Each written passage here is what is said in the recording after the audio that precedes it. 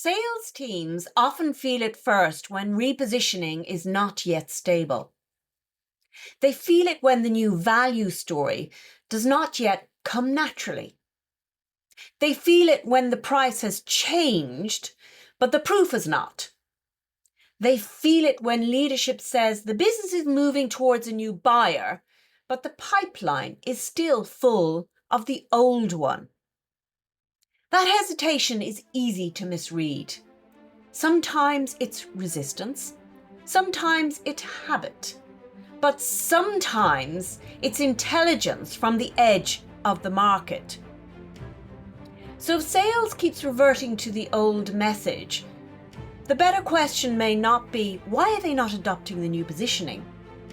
It may in fact be, are we asking sales to carry ambiguity that leadership has not yet resolved?